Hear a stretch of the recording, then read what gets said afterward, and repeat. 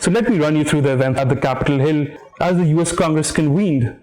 To make Joe Biden's presidential victory official, thousands of pro-Trump supporters urged by the outgoing president to march and cheer against the very process of a peaceful transition, which symbolizes American democracy in general, did more than just cheer in front of the Capitol Hill.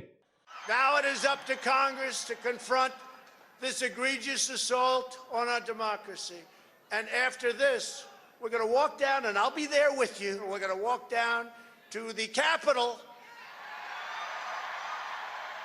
The riots were nothing less than acts of vandalism and desecration of a politically significant institution, the Capitol Hill.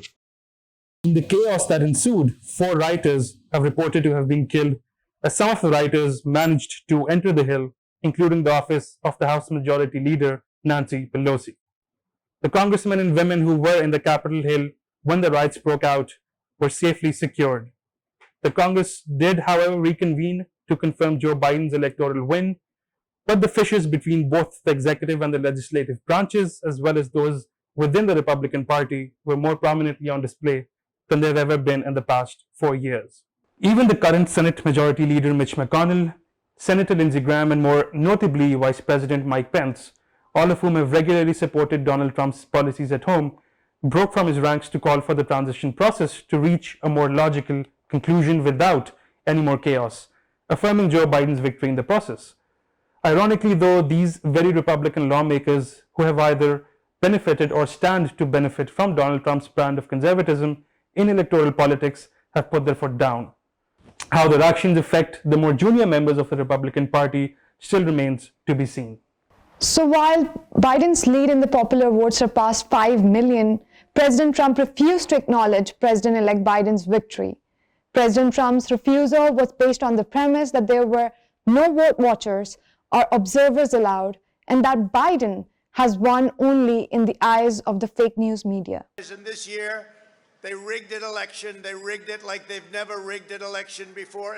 On the contrary, President-elect Biden refuted Trump's claims, saying that in America, politicians don't take power. The people grant it to them. In fact, according to Biden, Trump's attempts to overturn the elections is an abuse of power.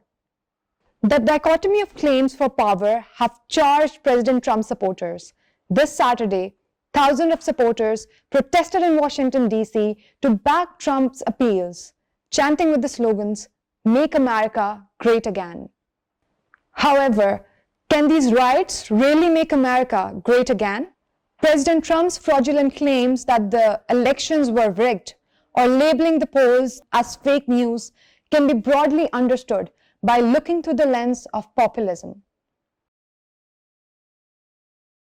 Interestingly, since President Trump's victory in 2016 elections, institutional liberalism in America has taken a very unique turn.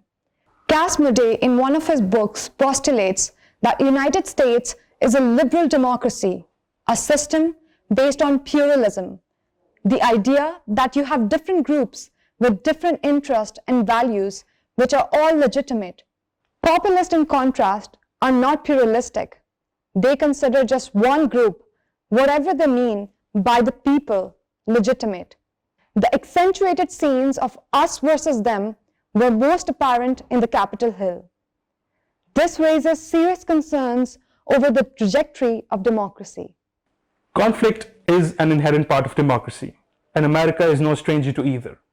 It is, however, the rule of law and order that sets apart, at least theoretically, the different modes of governance. As mentioned by Kashun, populism and Trump's brand of conservatism and the uncertainty that comes along with it would have led to chaos inevitably. What, however, has set American democracy on a more difficult course is an attack on American institutions more recently that have been the hallmark of American democracy.